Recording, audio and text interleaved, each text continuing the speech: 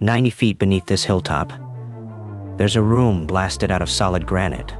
It took 4 years, 200 controlled detonations, and it holds 11,000 bottles of wine. The gate is a single slab of weathering steel, 11 feet tall, 4 tons. It pivots on one hinge, silently, and closes behind you before the house is even visible. The drive climbs for almost a mile through olive trees older than the country the estate sits in. Then the trees stop, and the hilltop opens up. 12,000 square feet of stone and glass, set into the summit, so low it reads as part of the rock. They call it Ridgestone. From the valley floor, you'd never know it's here. The front door is bronze, cast in one pour, 600 pounds. It's balanced so precisely you can open it with 2 fingers. Inside, the great room runs 60 feet under a single beam of Douglas fir, salvaged from a 1908 railway trestle. The glass wall, facing the valley, is one pane. The kitchen counters are a single book-matched slab of quartzite, cut from the same quarry face, 9 centimeters thick. The stove is French, hand-riveted, and weighs more than a car. Behind it, a second kitchen. The one that actually gets used when there are 40 guests. 3 ovens, a walk-in cold room, and its own service entrance. The dining table was carved from one walnut tree that fell on the property. 22 seats. The chandelier above it is Murano glass, 400 individual pieces. The library is 2 stories, with a rolling ladder and a fireplace you could stand in. The shelves hold first editions behind glass, kept at 45% humidity. The study is paneled in oak from a decommissioned Scottish distillery. The wood still carries a faint sweetness. 1 desk, 1 chair, 1 window aimed at the valley. The primary bedroom takes the entire east wing.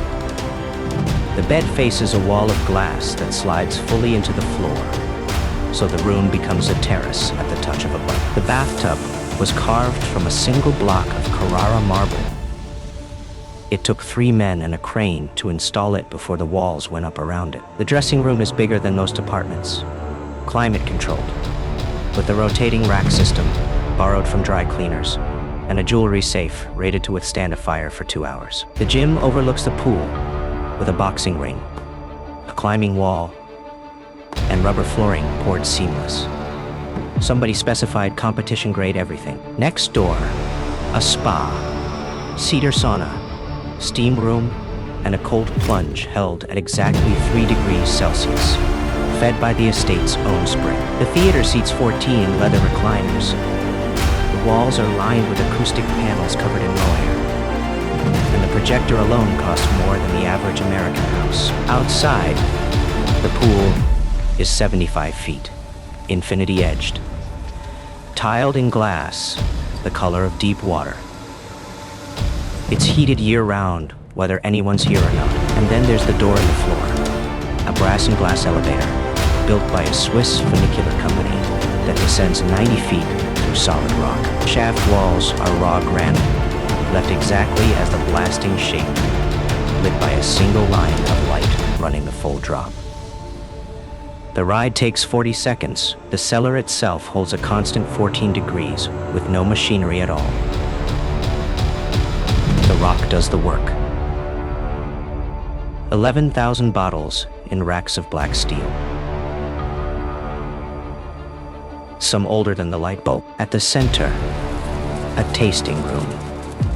1 round table cut from the granite floor itself, never moved because it can't be. It was carved in place. The blasting uncovered a spring on the 2nd year.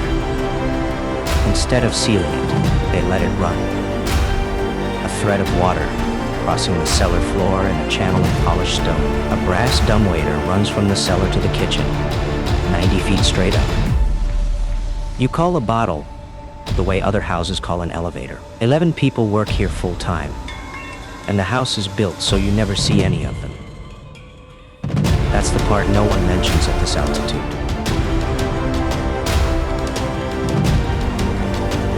and loneliness is engineered in.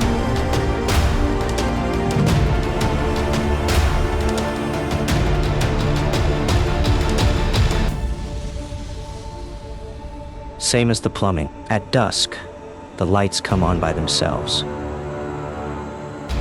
The whole hilltop glowing for a valley that mostly doesn't look up. The owner is here, maybe 5 weeks a year. Estates like this trade between $60 and $80 million when they trade at all. The cellar alone appraised at $9 million, not counting the wine. The deepest rack sits empty on purpose, labeled for vintages not yet bottled, from vines not yet planted. 4 years of blasting for wine meant for someone who hasn't been born.